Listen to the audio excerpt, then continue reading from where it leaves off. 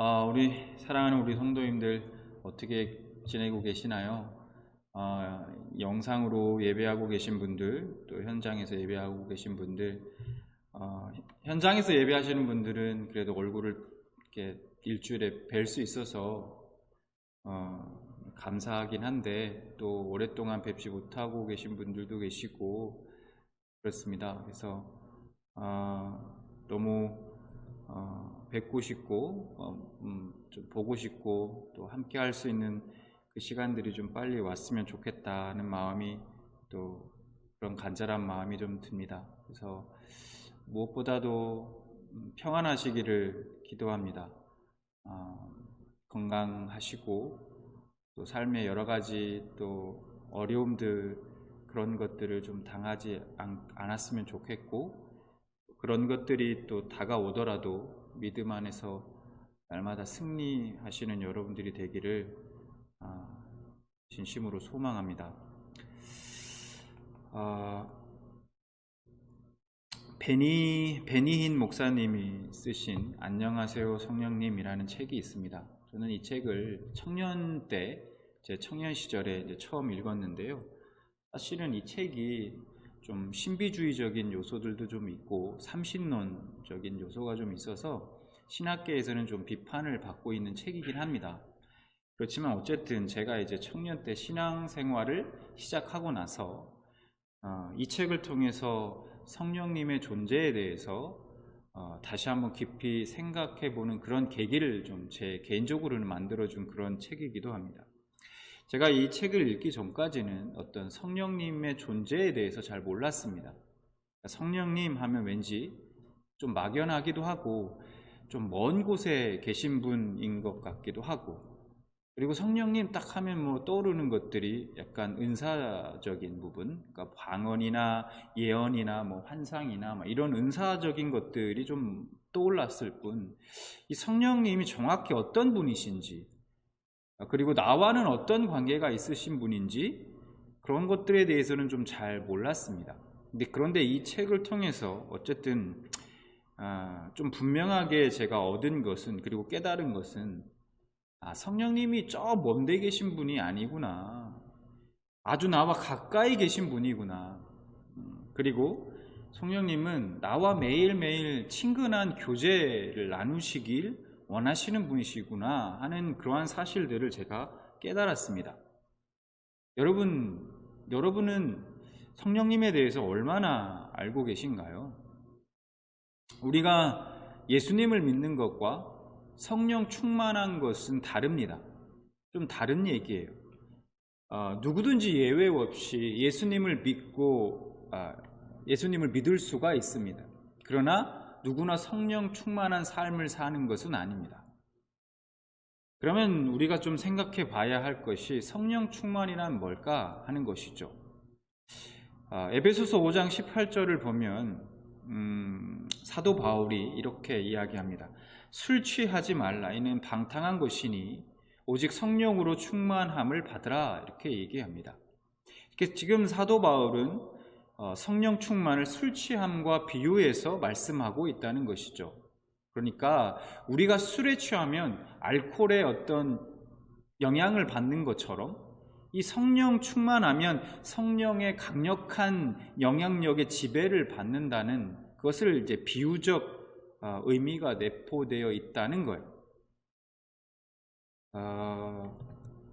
그러므로 이 성령 충만이라는 것은 그리스도의 마음이 우리의 마음에 침투해 들어와서 우리 마음 전체에 성령의 지배가 완전히 스며드는 것을 말한다라는 겁니다.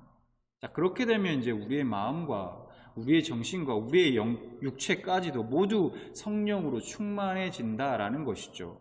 그렇게 될 때 우리가 온전히 성령님에 의해 지배되고 또 인도함을 받게 된다는 것입니다. 그런데 믿는 사람들 중에도 성령 충만한 사람이 있고 또 그렇지 못한 사람들이 있습니다. 우리가 예수님을 믿지만 왜 그리스도의 증인된 삶을 살지 못할까요? 그것은 성령으로 충만하지 않기 때문이라는 것이죠. 자, 예수님은 3년 동안 제자들을 열심히 가르치셨습니다. 때로는 눈으로 볼 수 있는 실물 교육도 막 시켜주시고요. 그리고 잘못된 것들은 그때그때 교정해 주시고, 또 믿음이 없을 때는 책망도 하시면서 제자들을 정말 열심히 가르치셨죠. 그것뿐만이 아니죠. 십자가에서 죽으시고 3일 만에 부활하셔서 제자들을 가장 먼저 찾아가셨습니다. 그리고 지상에서 40일 동안 계시면서 제자들에게 하나님 나라에 대해서 반복적으로 가르치셨다라는 겁니다.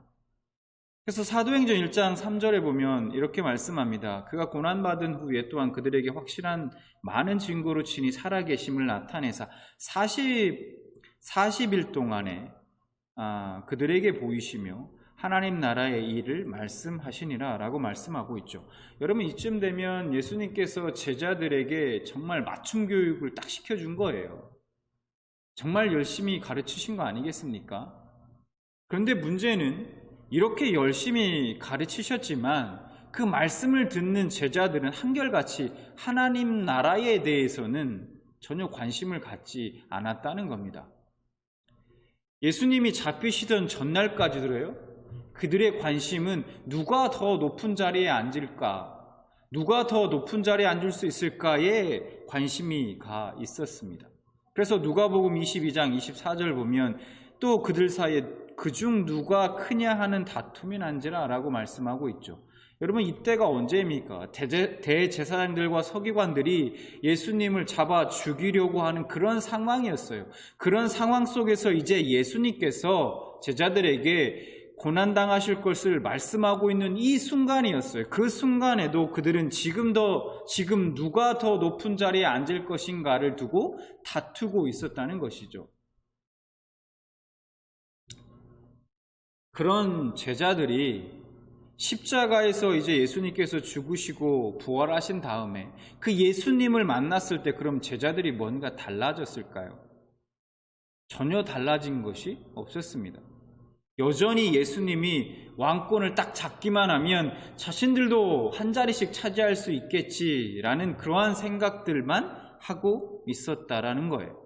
그래서 사도행전 1장 6절에 보면 제자들이 예수님께 이런 질문을 하지 않습니까? 그들이 모였을 때 예수께 여쭈어 이르되 주께서 이스라엘 나라를 회복하심이 이때니까 하니.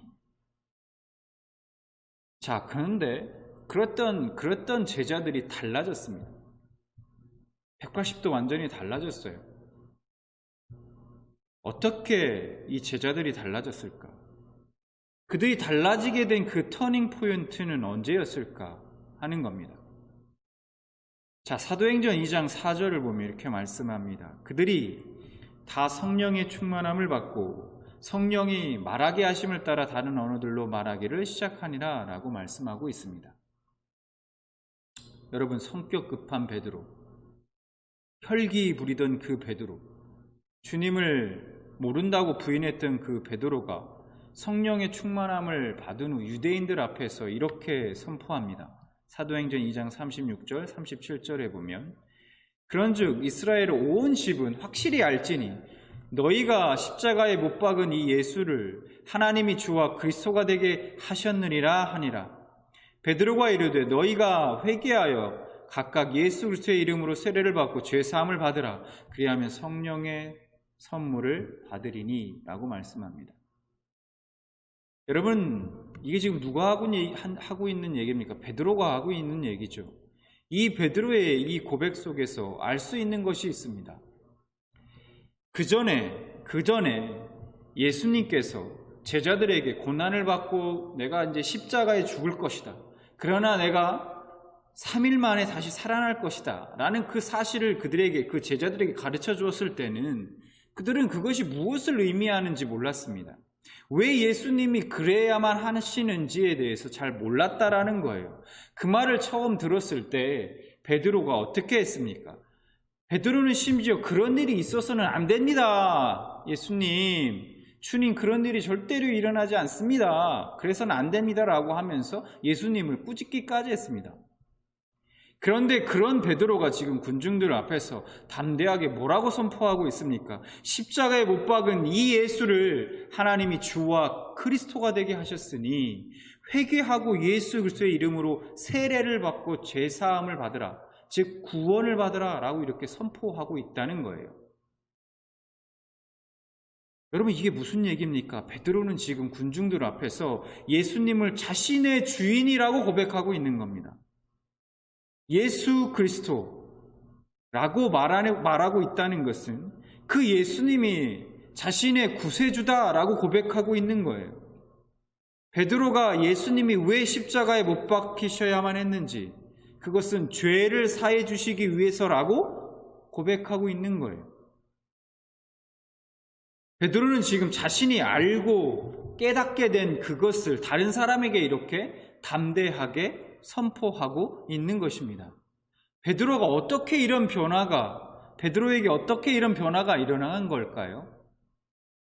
오순절날 성령의 충만함을 받고 달라진 것입니다.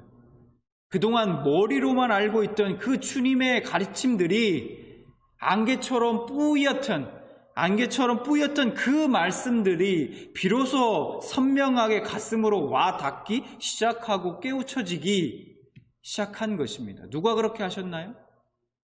바로 성령님께서 그렇게 하신 것입니다. 오늘 본문 19장 1절을 보면 아볼로라는 이름에 등장합니다. 이 아볼로라는 인물을 사도행전 18장 24절부터 25절에 이렇게 소개하고 있습니다.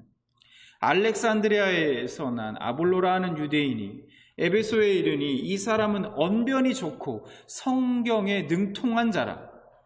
그가 일찍이 주의 도를 배워 열심으로 예수에 관한 것을 자세히 말하며 가르치나 요한의 세례만 알따름이라 라고 말씀하고 있습니다. 여러분, 뭐라고 얘기합니까? 알렉산드리아의 대학자였던 아볼로, 그는 성경에 능통한 자였다라고 말씀하고 있습니다.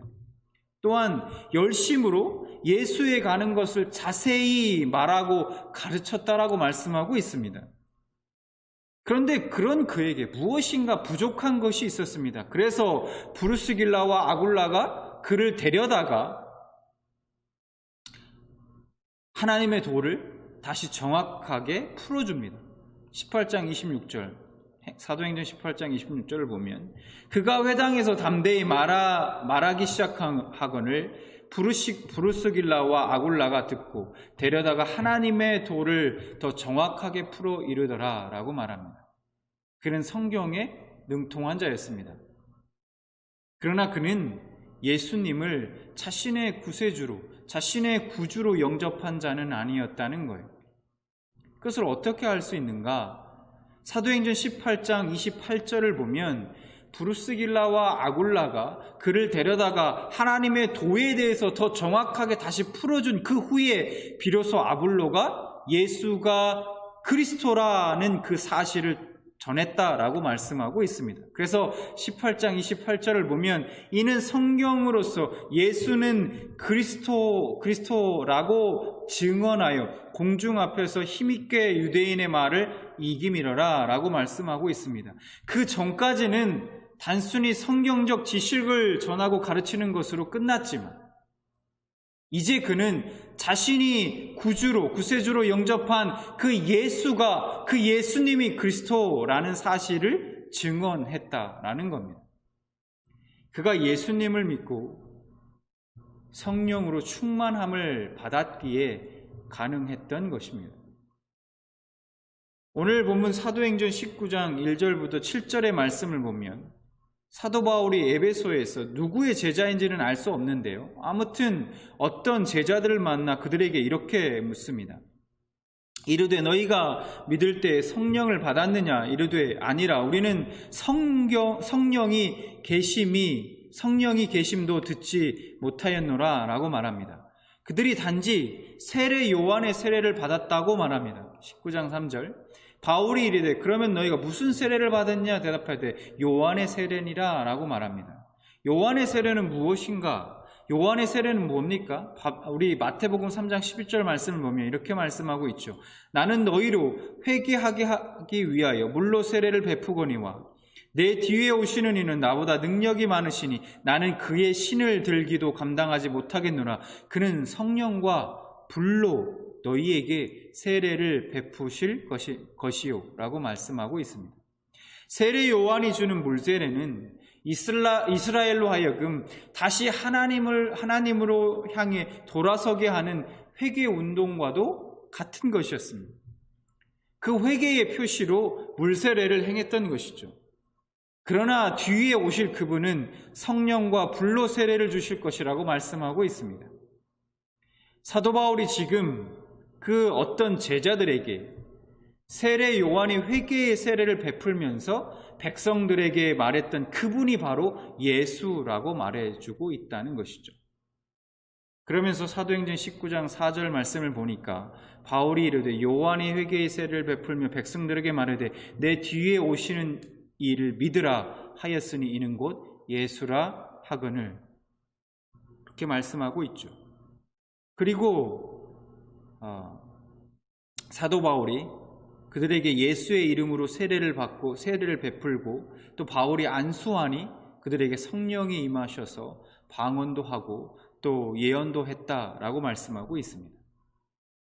여러분, 우리가 앞서서 언급했던 제자들도 마찬가지고요, 또 아볼로도 마찬가지고 오늘 본문에 등장하는 어떤 제자들의 공통점이 있다는 거예요. 그 공통점이 무엇일까?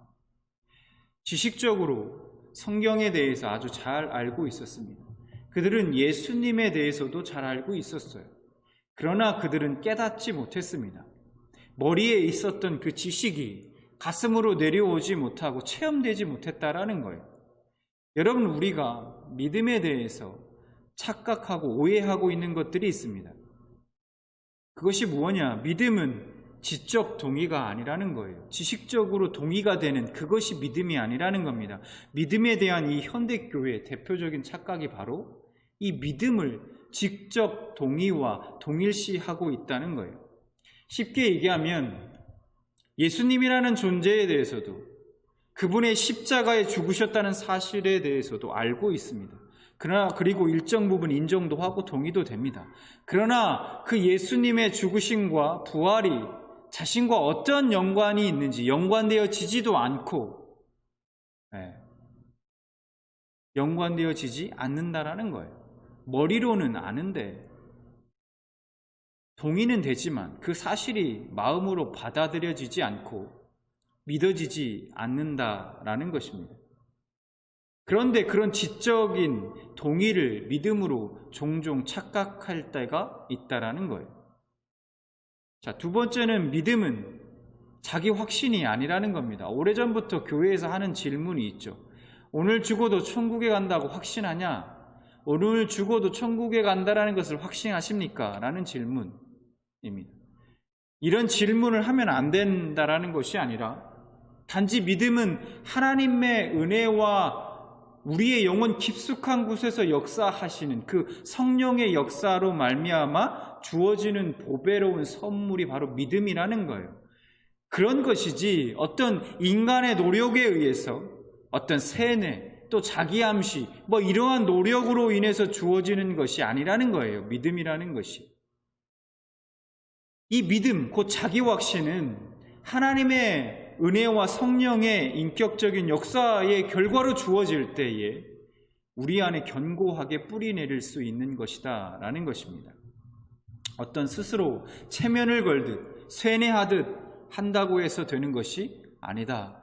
그렇게 주어지는 것이 믿음이 아니다 라는 것입니다. 어떻습니까? 여러분들은 지금 참 믿음을 소유하고 계신가요? 자기 확신이 아니라 지적 동의가 아니라 정말 성령께서 선물로 주시는 그 믿음을 여러분들은 소유하고 계시냔 말입니다. 예수님의 제자들 그리고 아볼로 그리고 오늘 본문에 등장하는 그 어떤 제자들의 공통점이 또 하나 있습니다. 그것은 그들이 예수님을 구주로 영접하고 믿을 그때에 성령의 충만함을 받았다라는 겁니다. 그렇다는 얘기는 우리도 예수님을 믿고 세례를 받았다면 성령님이 이미 나와 함께 하신다라는 얘기입니다. 여러분, 제가 앞서서 성령 충만이란 무엇이라고 말씀드렸습니까? 성령 충만이란 그리스도의 마음이 우리 마음에 이렇게 침투해서 우리 마음 전체에 성령의 지배가 완전히 스며들어서 우리의 정신과 우리의 마음과 우리의 육체가 모두 성령으로 충만해지는 것, 그거라고 말씀을 드렸습니다. 그렇게 될 때 비로소 온전히 성령에 의해, 성령님에 의해 지배되고 또 인도함을 받게 된다라는 것이죠. 그런데 우리는 왜 그런 삶을 살지 못할까? 왜 우리는 성령으로 충만케 되지 못할까? 하는 것입니다. 자, 우선은 우리는 솔직히 성령의 존재에 대해서 잘 모른다는 거예요. 지식이 없습니다. 그래서 어쩌면 지금도 우리는 그 성령 충만은 지금 이 순간에도 우리가 무한히 낭비하고 소비시키고 있는 은혜인지도 모릅니다. 무한한 생명력을 활용해서 열매를 맺는 데 사용하지 못하고 그 은혜를 헛되게 하고 계속 방치하는 삶을 살고 있다는 겁니다. 우리는 성령 충만한 삶을 회복해야 할 것입니다. 그러면 어떻게 회복해야 할 것인가? 우선은 자신의 지금 영적인 상태에 대한 바른 인식이 필요하다는 겁니다. 우리는 사실은 우리 스스로의 그 영적인 빈곤을 잘 보지 못하는 경우가 많다는 겁니다. 많은 교인들이요, 성령 충만을 받지 못하는 것에 대한 문제의식이 없기 때문이라는 거예요. 충만하지 못한 상태에서 적은 은혜로 만족해 버린다는 겁니다. 내가 굳이 성령으로 충만해야 할 그 필요성을 느끼지 못하는 거예요. 또는 이미 충만하다고 착각하고 있는지도 모릅니다. 더 충만해질 필요성을 느끼지 못한다는 거예요. 스스로 어떤 성경적 삶의 기준 자체를 완전히 낮춰버리는 겁니다. 이 정도면 됐지. 만족하는 거예요. 사도 바울은 데살로니가 성도들에게 성령을 소멸하지 말라라고 권면합니다. 그래서 데살로니가전서 5장 19절 말씀을 보면 성령을 소멸하지 말며라고 말씀하고 있어요. 소멸하다라는 의미는 끄다, 억누르다, 억압하다는 의미를 가지고 있습니다. 계속해서 그 성령의 감동을 외면하고 무시하면서 자신의 생각대로 육신을 쫓아 살아간다면 그것은 성령의 불을 끄는 행위라는 거예요. 성령을 근심시키는 일이라는 겁니다. 여러분, 목마름이 무엇입니까? 목마름. 여러분 정말 목말라 보신 적 있습니까? 물이 막 없어서 진짜 막 한여름에 너무 더운데 너무 목이 마른데 물이 없을 때 여러분 그런 경험을 해보신 적 있습니까? 진짜 목마르면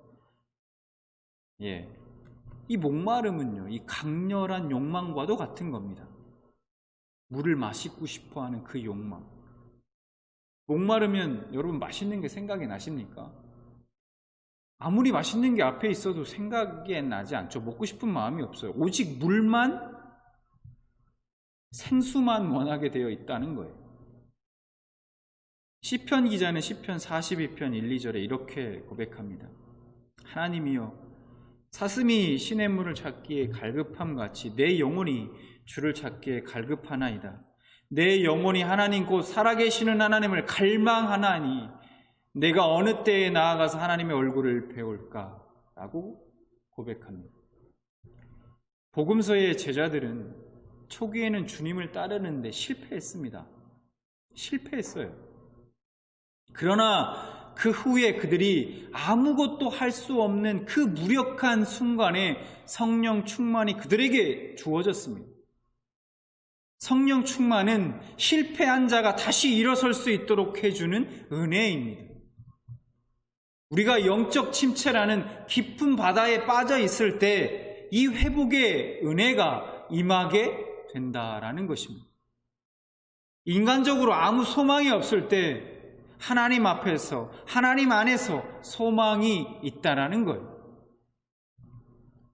우리가 목마른 사슴처럼 그 갈급함으로 성령의 충만함을 구할 때 성령님은 우리의 전 인격을 다스려 주시고 우리를 친히 인도해 주실 것입니다. 우리로 불의한 길로 가지 않게 하시고 순종의 길을 걷게 하실 것입니다. 불안한 우리 마음을 기쁨과 평안으로 지켜 주실 것입니다. 코로나19 바이러스 사태로 인해서 우리가 신앙적으로도 영적인 침체를 겪기 쉬운 이때에 이 정도면 됐지 나름 이 어려운 시기에 그래도 내가 신앙을 이 정도 지켜가면 됐지 하는 그 영적으로 충만하지 못한 상태에서 그 적은 은혜로 그럭저럭 만족하지 마시고 시냇물을 찾는 갈급한 사슴처럼 날마다 성령 충만을 구하시는 여러분들이 되시기를 바랍니다. 그 성령님과 함께 동행하시는 날마다 그 다스림을 받으시며 살아가시는 여러분들 되시기를 진심으로 소망합니다.